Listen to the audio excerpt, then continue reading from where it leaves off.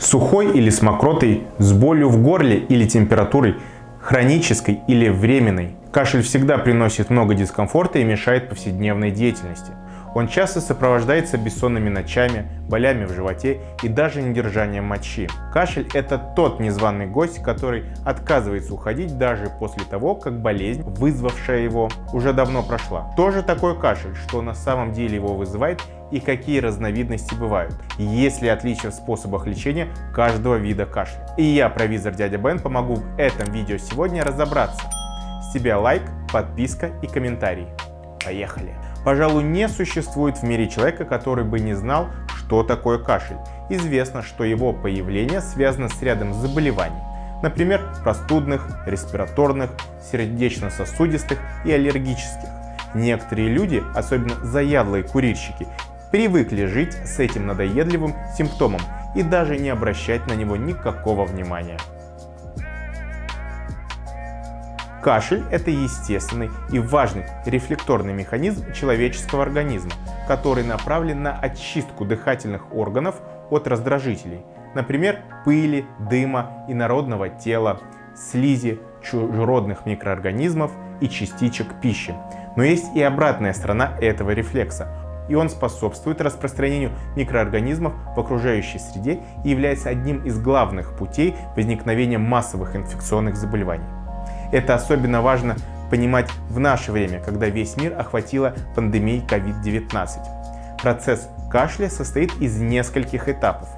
Первое – это раздражение рецепторов в гортани, трахее и бронхах. Второе – вдох воздуха в легкие. Третье – сокращение дыхательных путей в области глотки. Резкий выдох под большим давлением. Быстрое открытие и закрытие прохода для воздуха между голосовыми связками. Некоторые исследователи утверждают, что скорость воздуха при кашле равна примерно от 40 до 100 км в час. Принято разделять кашель по нескольким параметрам: наличию мокроты, характер течения и продолжительность. По продуктивности. Влажный кашель, при котором мокрота поднимается из легких в верхние дыхательные пути, стимулируя кашлевой рефлекс. Второе – это сухой кашель. Сопутствует различным заболеваниям и возникает в результате раздражения горла и верхних дыхательных путей. Не сопровождается выделением слизи. По продолжительности.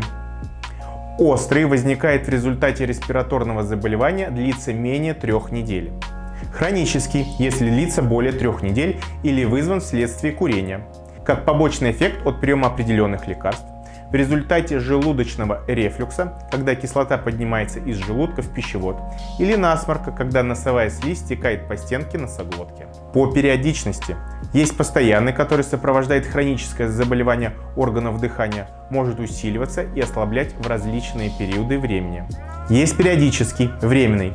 Единичный приступ кашля, призванный справиться с раздражением неинфекционной природы. Кашель не всегда связан с заболеваниями.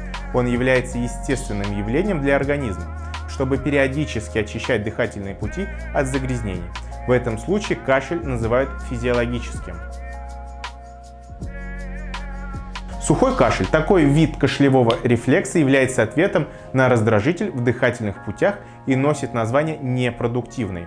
Он начинается с ощущения раздражения, покалывания или першения в горле, сопровождается чувством щекотки или зуда в горле, но не вызывает отхождения мокрот, характеризуется раздражением в области голосовых связок и иногда сопровождается шумным дыханием, особенно при вдыхании воздуха. Непродуктивное откашливание часто встречается при аллергических состояниях или возникает при респираторных инфекциях, простуда, грипп, особенно после сильного насморка. Когда возникает воспаление в верхних дыхательных путях, то мозг интерпретирует это состояние как инородное тело и пытается удалить его, активируя рефлекс кашля.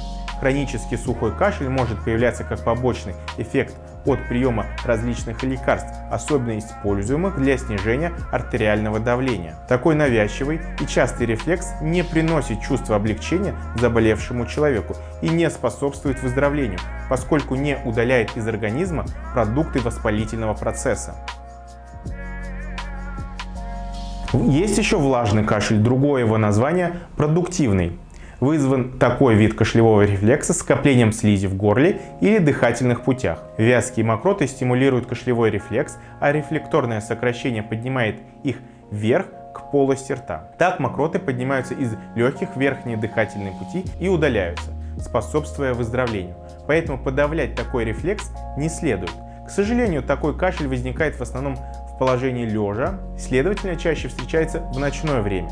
Чаще всего мокрый кашель сопровождает инфекционные заболевания респираторных органов дыхания, например, простуду или грипп. Однако мокроты образуются и у полностью здорового человека. Они будут скудными и иметь прозрачный цвет. Если такой кашель не сопровождается температурой, то он обычно проходит сам по себе. Во время курения фильтрующий механизм легких разрушаются, оставляя в организме вдыхаемые с сигаретами дымом частицы. Они вызывают постоянное раздражение в этой области, на что организм реагирует повышенным производством слизи и мокроты, пытаясь удалить их. А теперь о причинах кашля. В большинстве случаев кашель возникает из-за инфекции дыхательных путей, которые вызывают простуду, грипп или бронхит. Но также существуют и другие причины и факторы его развития. Вот причины сухого кашля. Респираторные инфекции. Непродуктивный кашель может появиться ближе к концу болезни и продолжаться в течение нескольких недель даже после исчезновения других симптомов, или развивается, когда есть воспаление и отек дыхательных путей или горла, но мокроты не образуются. Также может указывать на серьезное бактериальное заболевание, такое как пневмония. Второе. Бронхиальный спазм. Спазм, связанный с раздражением бронхов, вызывает затрудненный дыхательный рефлекс без отхождения мокроты. Аллергия. Среди симптомов аллергии, например, на пыль или химические вещества, наблюдается чихание, аллергический ринит и кашлевые рефлексы различного типа. Астма. Астма проявляется в классических хрипах при дыхании, но иногда кашель может быть основным и основным или единственным симптомом этого заболевания. Пятый пункт – это прием лекарств. Иногда сухой кашель является побочным эффектом приема некоторых лекарств, например, гипотензивных препаратов из семейства ингибиторов АПФ. Шестой пункт – это курение. Еще одна важная причина непродуктивного хронического кашля – это курение. У многих курильщиков он появляется как результат ухудшения функций легких за годы табакокурения. Это явление также может беспокоить спустя годы после отказа от сигарет. Кашель, который начался после вирусной инфекции и продолжающийся более 2 недель, требует медицинского обследования. При сборе анамнеза заболевания врач выясняет наличие одышки, оценивает общее состояние пациента, узнает, стабилен ли его вес, прослушивает легкие стетоскопом на наличие хрипов. Затем пациент может быть направлен на следующее диагностическое исследование. Первый пункт – это общий анализ крови. Поможет указать на природу воспалительного процесса. Второе – рентген грудной клетки, называемый флюорографией, или КТ, помогут исключить такие серьезные заболевания, как туберкулез, плеврит и воспаление легких. Третий пункт – микробиологический анализ слизи, чтобы понять, вызвана проблема бактериальной или вирусной инфекцией. От этого будет зависеть подход к лечению, в частности обоснованность использования антибиотиков. Спирометрия – это исследование для оценки функций легких, с помощью которых можно определить, есть ли у пациента заболевание. Ну и пятый пункт – это тесты на аллергию. В некоторых случаях при подозрении на аллергический характер заболевания пациенту порекомендуют пройти аллергопробу, чтобы установить аллерген. В большинстве случаев кашель, вызванный простудным заболеванием, проходит сам по себе в течение нескольких дней без лечения. Но быстрого способа избавиться от кашля, вызванного вирусной инфекцией, к сожалению, не существует. Лечение кашля в первую очередь будет зависеть от природы возбудителя – вирусная, бактериальная или грибковая инфекция. Средства от кашля делятся на 3 основные группы. Препараты для облегчения сухого кашля, отхаркивающие препараты, назначаемые при влажном кашле с мокротой, и препараты для разрушения слизи, муколитики. Не следует применять лекарства от кашля более 2 недель. Непродуктивный кашель очень навязчивый, частый и болезненный. Он может приводить к потере аппетита и бессоннице. Для его подавления используются лекарства от сухого кашля в форме сиропов. капель и таблеток, также подстилки, леденцы и местных мазей. Современные препараты от сухого кашля направлены на подавление раздраженного кашлевого центра в головном мозге. Одним из них является бутамират-цитрат, который способствует облегчению дыхания, насыщению организма кислородом и снижает сопротивление дыхательных путей. Бутамират содержится в таких лекарствах, как стоптусин тева, синекот и кадилак нео и ряд других препаратов. Вещество снижает способность возбуждать кашлевой центр в головном мозге, снимает раздражительность со слизистых оболочек бронхов. Также средство обладает более умеренным отхаркивающим, бронхорасширяющим и противовоспалительным действием, повышает степень насыщения крови кислородом. По мере прогрессирования заболевания симптомы меняются. Кашель становится влажным, появляется мокрота. В этом случае препараты, подавляющие кашлевой рефлекс, использовать нельзя, поскольку жидкость и слизь из бронхов должна быть выведена. Тут необходимы средства, помогающие выведению мокроты и их разжижению. Очень важно понимать цель этого симптома и не пытаться его подавить, чтобы не усугубить течение заболевания. Кашель с мокротой – это очищающая функция дыхательной системы, вмешиваться в которую небезопасно. Лекарства с отхаркивающим действием облегчают выведение слизи из дыхательных путей при кашле. Они содержат в составе гвайфенизин. Это стоптусин тева, аскарил, рецептурный препарат Викс Актив и гексабронха. Муколитические средства, способствующие разрушению бронхиальной слизи, содержат, как правило, ацетилцистеин. Это АЦЦ, флуимуцил, эспонац или бромгексин, он же бромгексин российского производства или бромгексин Берлин Химии. Часто такие средства выпускаются в виде сиропа для того, чтобы увеличить биодоступность препарата и время наступления эффекта.